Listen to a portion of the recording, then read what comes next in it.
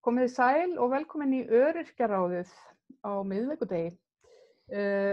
Við erum það er annar desember í dag og við erum að sigla inn í jólin og við erum hérna, ég María Pétursdóttir ásamt góðum hópi fólks sem hafa verið að tjá sig á síðunni Öryrkjar Íslands í dag vegna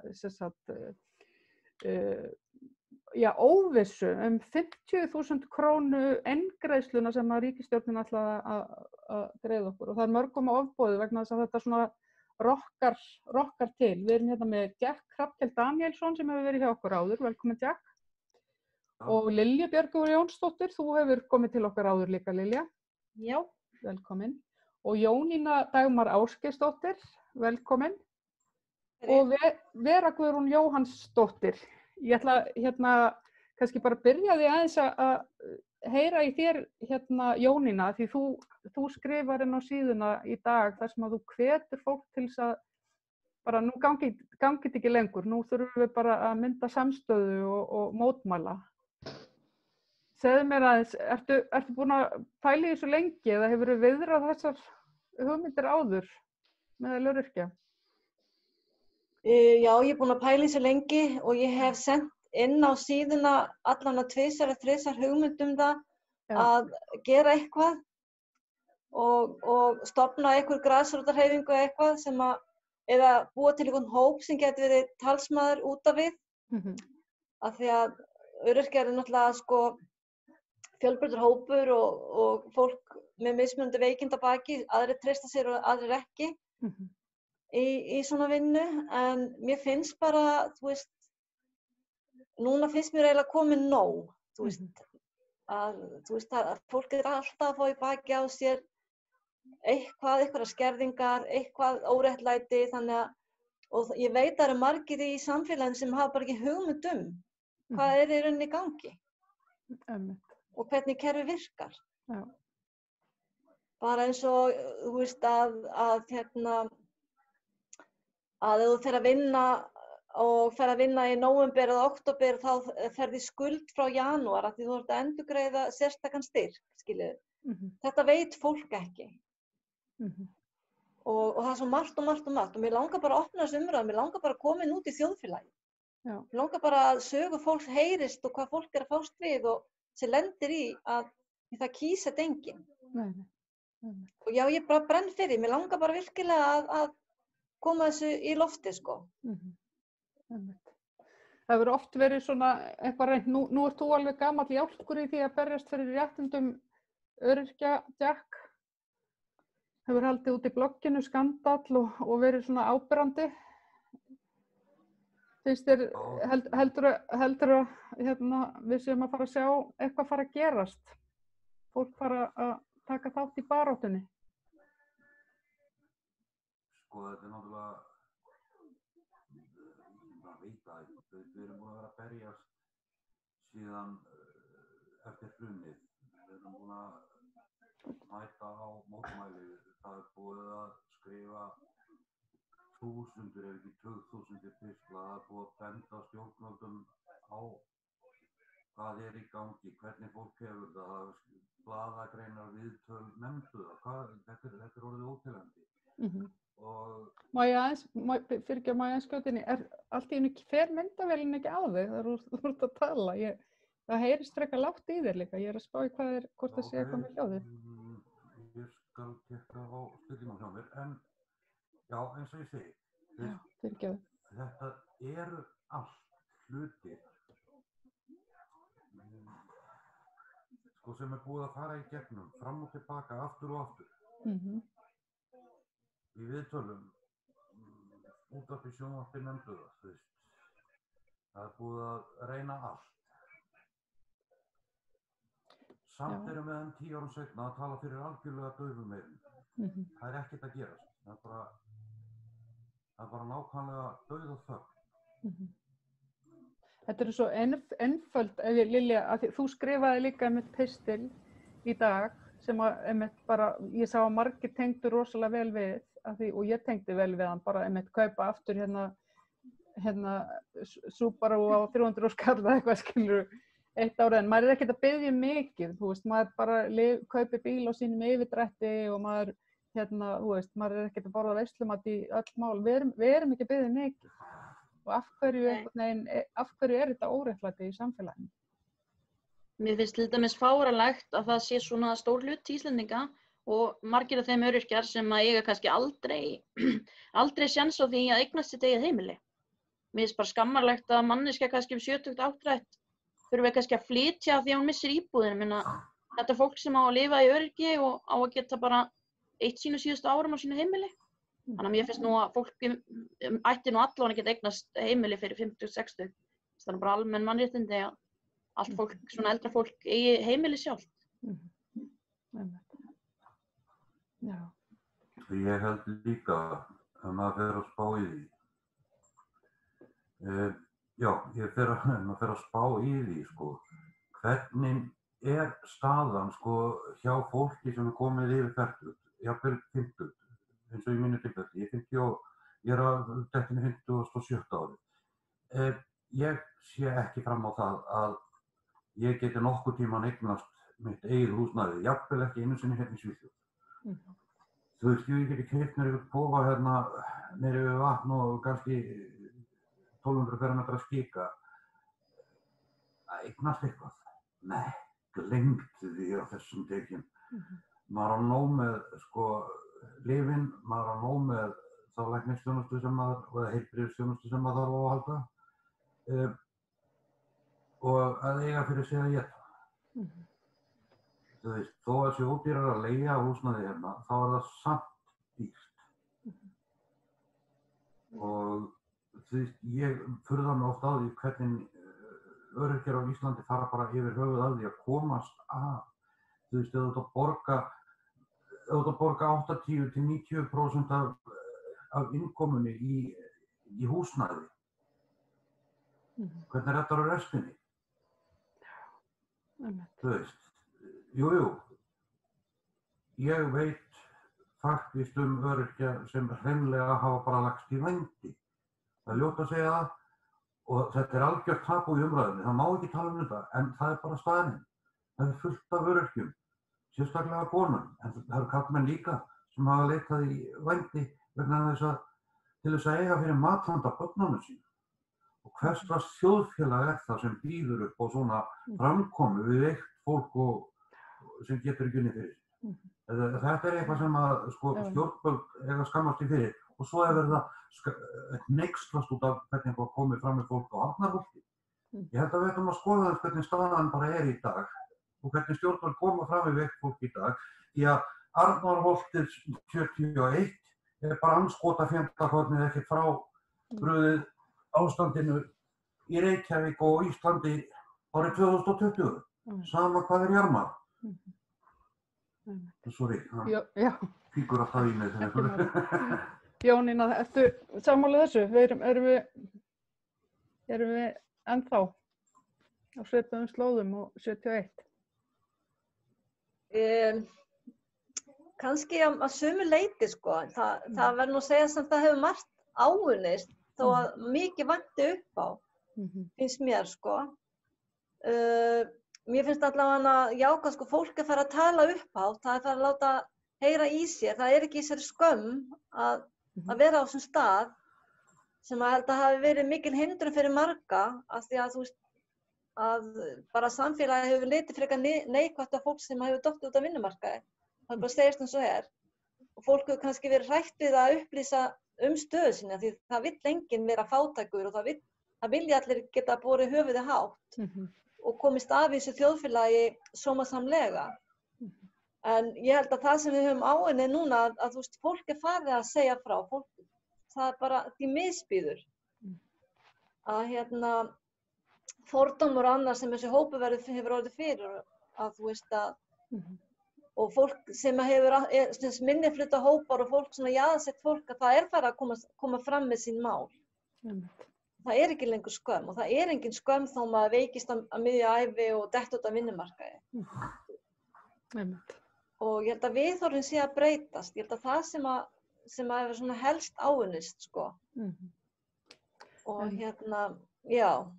Mér finnst svolítið athyglisvert að því núna var verið að sem sagt, tilkynna á dögunum að örorkubætur myndu hækka og við myndum fá þennan jólabónus pluss þessa eingreiðslu.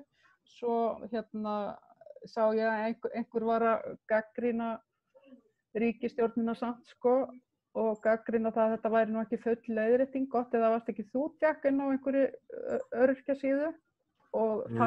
Jú, ég náttúrulega með hópinn og þarna baráttuhópur. Já, gott eða var ekki í þeim hópi og þá var einmitt einhver sem að byrjaði að svona sussa á og við mættum nú ekki gagnrýna, þetta væri nú óþolandi og værum alltaf eitthvað Bjarni þetta og Bjarni hitt og við værum bara vanþakklátt og þessi einstaklingur var líka öryrki.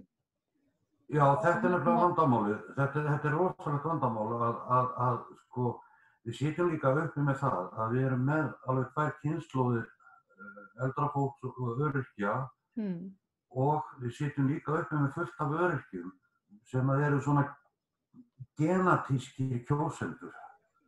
Þeir kjósa bara eins og pabbi og afi og langafi og þá það annarkvort Sjálfstæðisflokkurinn eða Framsóknarflokkurinn, punktur. Meðan að fólk kýs svona þá komumst við ekkert áfram. Þá sitjum við bara uppi með þessa glæpamenn og þróumst aldrei sem þjóðfélag. Gefum ekki fólki séns úr öðrum flokkum eða sem að hafa aðra stjórnmálastefnur heldur en að einkavæða, búkundi sjálfa sig, stela fátækum til þess að komast í sem mestan auð sjálfur. Hvað gera þeir svo við þegar þeir drepast? Þeir takja með sér í gröfuna eða hvað? En mér finnst þetta svolítið sérstakt líka bara, þú veist, að einhvern veginn þá væri búið að hendi í okkur einhverjum mólum núna fyrir jólin og þá ættum við bara að vera þæg og þakklátt. Og þetta nefnilega svolítið ríkja. Þess vegna fannst mér líka mjög svona gott að sjá í rauninni, bæði hjá ykkur Lilja og Jónína í dag að við erum ekkert eitthvað bara að þegja og láta okkur nægja eitthvað sem að okkur rétt og við viljum að það standist það sem sagt og nú virðist það ekkert vera að standast svo vel. Nei. En hvernig haldið þið til dæmis að, ég meina ef að, þú veist, ekki fólk búið að gera ráð, margir búinir að gera ráð fyrir þessum pening fyrir jólahaldið og svona búið að halda að það sé einhvern veginn hólpið kannski en svo bara kemur mögulega annað í ljós? Ég get alveg ímyndað mér að sérstaklega fjölskyldufólk með börn hafi þurft á þessum pening að halda fyrir jól til að geta keypt sómasamlega gjafir og haft jólamat bara eins og allir aðrir. Ég get talist frekar heppinn að það skiptir mig ekki máli hvort ég fá þetta fyrir jóla því ég er nú ennþá á jólunum annars staðar, ég held engin jól sjálf og fer bara í mat.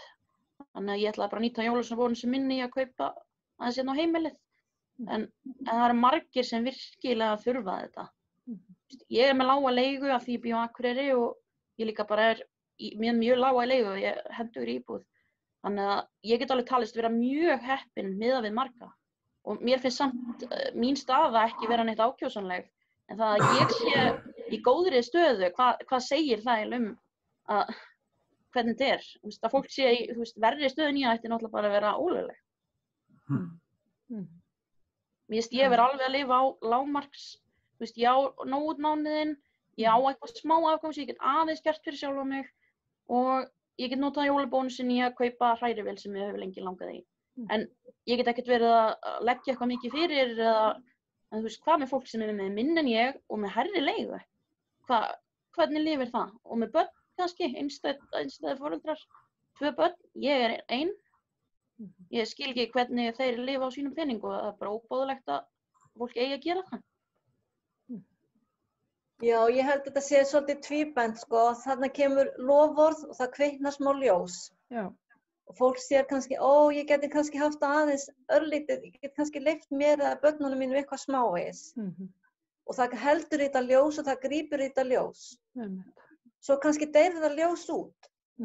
Og þá verður aftur enn ein vonbrigðin, enn ein höfnunin. Fólk verður sár og svekkt. Og það sé bara 50.000 sem er kannski bara peningur sem að fólk sem velstætt eyðir á einu degi út í búð. Já, Í einni búð, Bara kannski. einni verslunarferð. já. Að þá, Ég hef nú heyrt fólk sem lifir á held ég 20.000 á mánuði eftir að það borgar hérna á Íslandi eftir að borga leigu og allt. 20.000 fyrir matvæla. Það er ekkert hægt að lifa af því heila mánuð, sko. Nei, og ef þú átt 20.000 fyrir mánuðin, þá 50.000 kall náttúrulega bara gullnáma, sko. En hann náttúrulega ætti enginn að lifa á 20.000 kall á mánuði, jafnvel með börn, sko. Það er náttúrulega bara bánulegt. En ég upplifði þetta líka með, sko, þarna er búið að gefa einhverja von og fólk fyllist, síðan fara að koma svona líka einhverjar fleiri upplýsingar svona eftir einhverja daga. Það fóru til dæmis að allt í einu öryrkjabúsettir erlendis að uppgötva það býttu, kannski er ég ekkert að fara að fá þetta. Kannski er ekkert allir að fara að fá þetta. Og þannig að það byrjaði að koma einhvern veginn þannig svona sprungur í þessa fallegu gjöf. Það byrjaði með því, sko. Það byrjaði með því að það var farið að tala um það að öryrkjar búsettir erlendis ættu ekki rétt á þessu. Já. Sem var náttúrulega, sko, ég þurfti að spyrjast fyrir hjá þingmönnum, ég spurðist fyrir henni hjá TR og á fleiri stöðum og þá var mér bent á þessa frétt hjá stjórnarráðinu sem að ég vísaði þarna í á Skandal. Sko, það kemur inn 20. nóvember. Þarna með viðspyrnustyrkir, eins og þið kallaði það. Og og þar segja þeir, sko, stendur skýrt og greinilega að greiddar verða út 50.000 krónu eingreiðsla til þeirra örorku og endurhæfingarlífeyrisþega sem eiga rétt á lífeyri á árinu fyrir 18. desember til viðbótar desemberuppbót. Ok, síðan kemur, man ekki hvort það var í gær eða fyrradag, það var í gær sennilega, þá kemur Öryrkjabandalagið með yfirlýsingu um það að sennilega verði ekki greitt út fyrir 31. Og ég svona, what? Það getur ekki verið, stjórnarráðið, ríkisstjórnin er búin að gefa það út að þetta verði greitt í síðasta lagi 18. desember. Hvernig getur Tryggingastofnun tekið sér það valda að ætla ekki að greiða þetta út fyrir 31. Það stenst ekki í lög. Og þá segir Guðmundur Ingi mér það að frumvarpið verði ekkert lagt fram á Alþingi fyrir í dag til samþykktar. Og ég fór að skoða frumvarpið, þá kemur það í ljós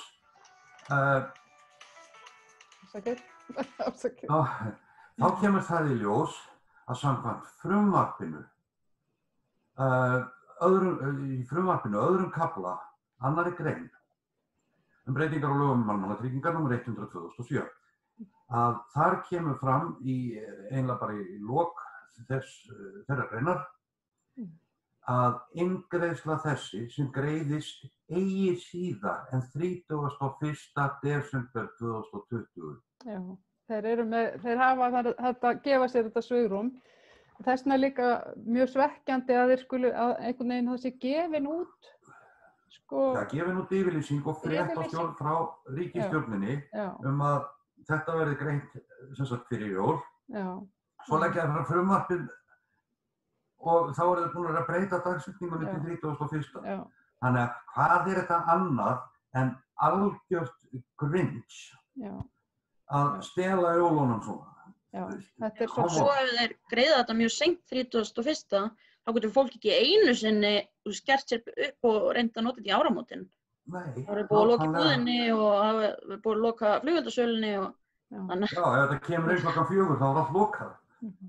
En þetta er einmitt Jónína skilaboðin, sko, og það sem er kannski mjög svo sterkt hjá þér einmitt líka með þessa höfnun, af því þetta er svo mikið skilaboð einmitt hvað þessi hópur er mikið núna og nix að það má bara í rauninni kasta einhverju svona fram og draga það tilbaka, skilur, eða hafa það einhvern veginn síðan breyta því og þú veist, þetta er bara, já, ég held þetta sé fólk upplifir. Já, ég nota bara sterk orð, ég segi bara að þetta er fjárhagslegt ofbeldi. Já, þetta er bara fjárhagslegt ofbeldi. Já. Algjörlega sammála um það. Og skammarlegt að stjórnvöld í landi ljúgi að okkur. Já. Þetta er fólk sem er að fá hellingslaun og mér finnst þetta nú svo sóma sinni í það að vera allavega ekki að ljúga. Nei, það sé bara sagt, gefnar út réttar upplýsingar. En hvernig svo er ég bara svona veltaði fyrir mér, að því mér finnst líka bara mjög athyglisvert þetta með og það er alltaf, maður er alltaf svo, maður vonar svo mikið að þessi hópur getur tekið sér saman og staðið saman til dæmis og komið saman á mótmælt ef þess þarf og það hefur verið bara svolítið, já, ég meina maður hefur, ef það hafi verið boðað til mótmæla í nafni öryrkja þá hafa alltaf einhvern veginn því miður alltaf fáir sýnt sig og maður skilur það alveg. Maður skilur alveg hvers vegna. Þetta er náttúrulega ekki, sko, þetta er náttúrulega ekki, þú veist, hópurinn sem er alltaf hvað upplæðastur til þess að mæta niður á Austurvöll eða taka þátt í einhverju haveríi. En en það er spurning hvernig við getum, sko, hvernig er hægt að móbælisera einhvern veginn þennan hóp? Ertu með einhverju svona hugmyndir, Jónína, hvernig við getum bara búið til eitthvað afl? Já, mér datt í hug að fara kannski svipað vinnu eins og Grái herinn, til dæmis. Já.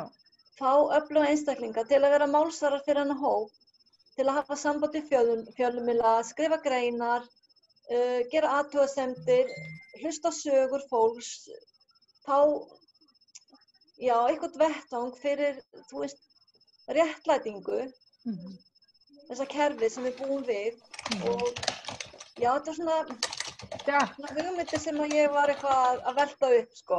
Það væri hægt að gera eitthvað svona.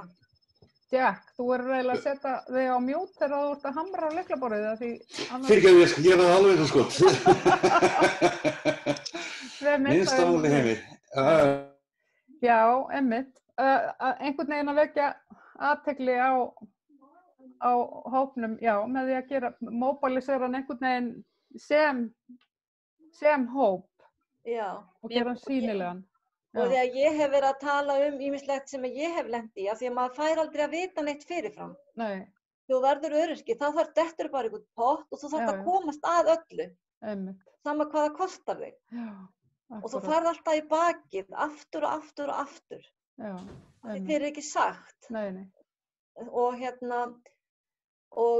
bara í gær var ég að tala við læknirinn minn og ég var að segja að ég lenti því ég byrjaði að vinna fyrra, seinni part sumars og þá var ég komin 90.000 króna skuld til Tryggingastofnun út af því að ég byrjaði að vinna seint á árinu.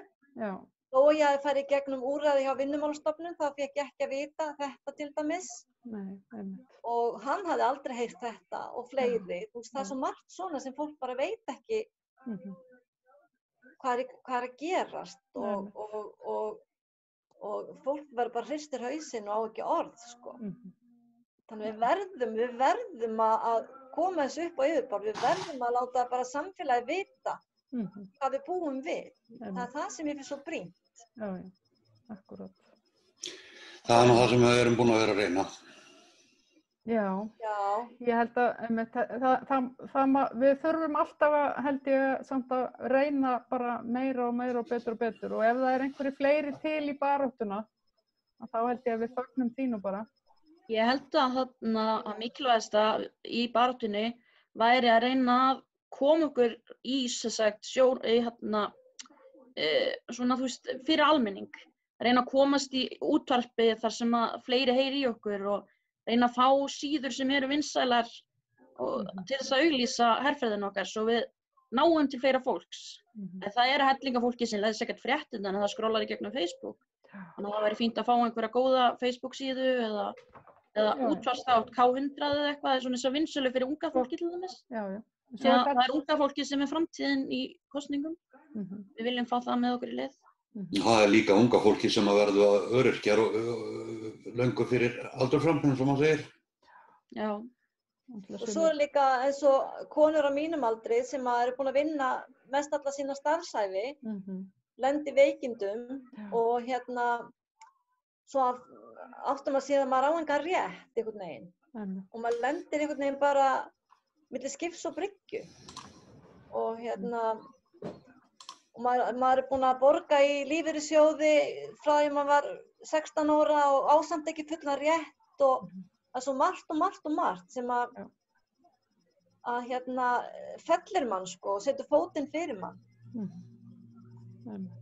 Og þetta samspil Tryggingastofnunar og lífeyrissjóðanna, þessar skerðingar sem eiga sér stað, það ekki allir sem að lenda í því og þú veist, það þarf bara að rýna rosalega vel ofan í þetta. Á góðum hópi. Já, akkurat.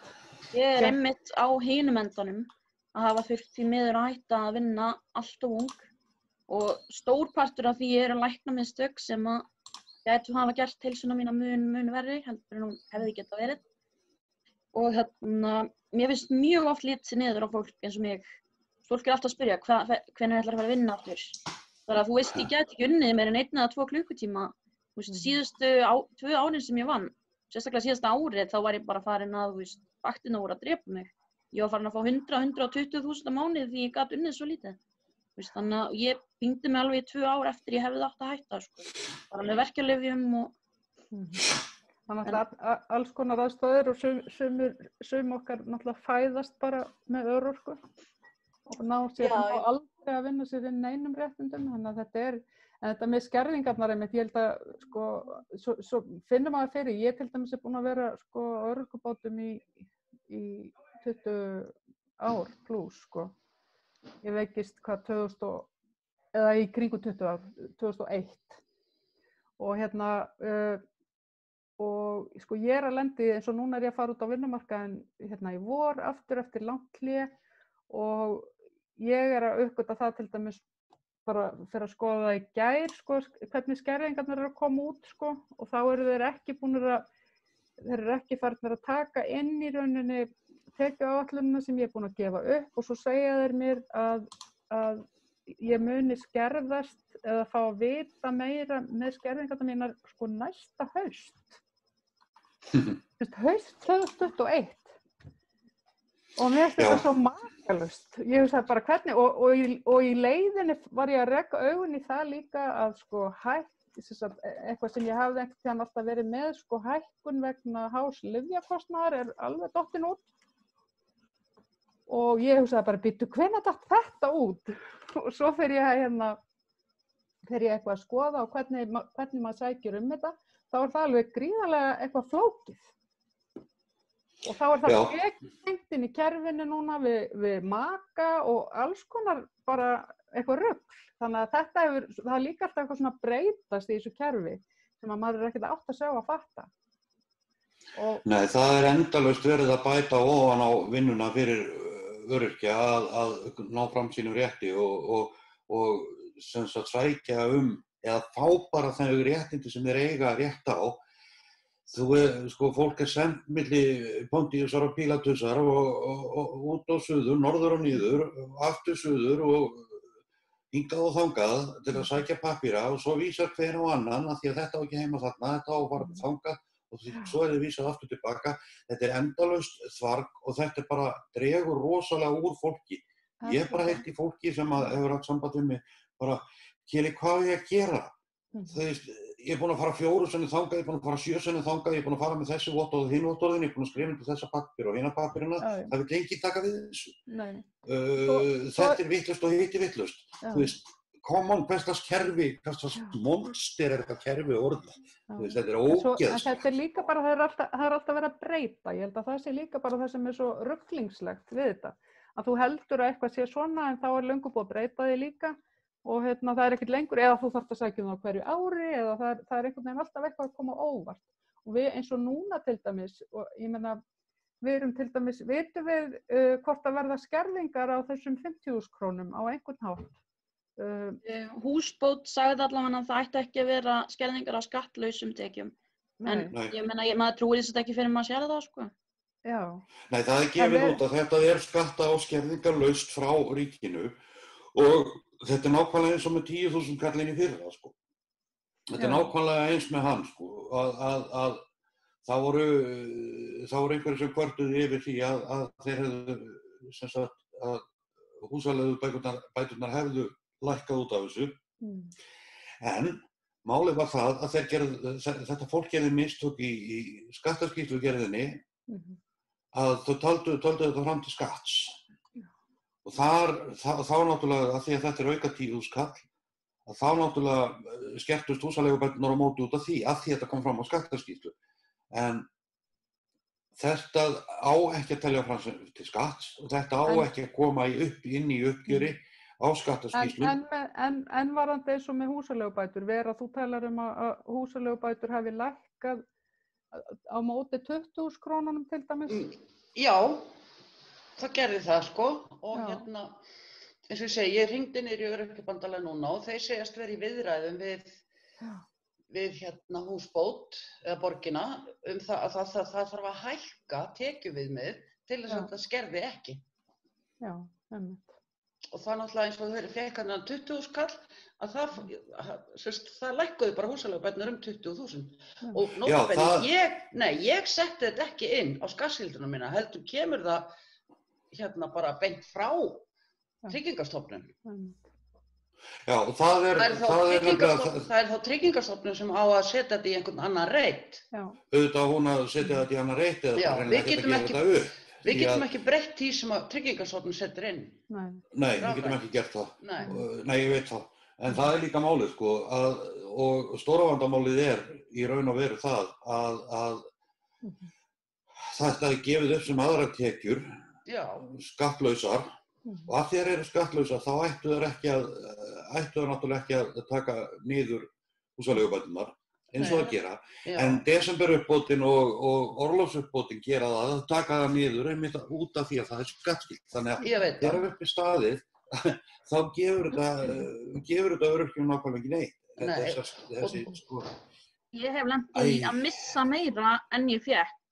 Það var örugglega þegar orlofið kom, held ég. Já, það gerist líka. Og minnkaði hana bara því ég er með sérstakar húsaleigubætur, það er bara fóru. Það var bara eitthvað 27.000 kall sem ég misti heilu bretti í 3 mánuði sem er 70-80 skall, fyrir einhver 20-30 skall leika, ég bara eitthvað býta. Þannig að við erum líka alltaf að fá einhverja brauðmála sem eru svo kannski bara ekki raunverulega. Nei, það er eiginlega bara tekið af manni, þetta er náttúrulega bara eignar upptaka ef ég á að segja þessu þér. Já, þetta er ekkert annað. Ég er alveg sammála því og það er svo fyndið sko, að kasta einhverjum brauðmálum í mann og svo komaði með inn að ryksuðuna bara strax á eftir og ryksuða allt upp og helst vasana hjá manni líka. Ef að örorkan í alvörunni eitthvað að hækka á næsta ári, þá muni örugglega koma illa út fyrir mig af því þá fara bara sérstöku húsaleigubæturnar að heilu bretti. Nema þeir hækki, þeir verða þá að hækka líka tekjuviðmið í húsbót.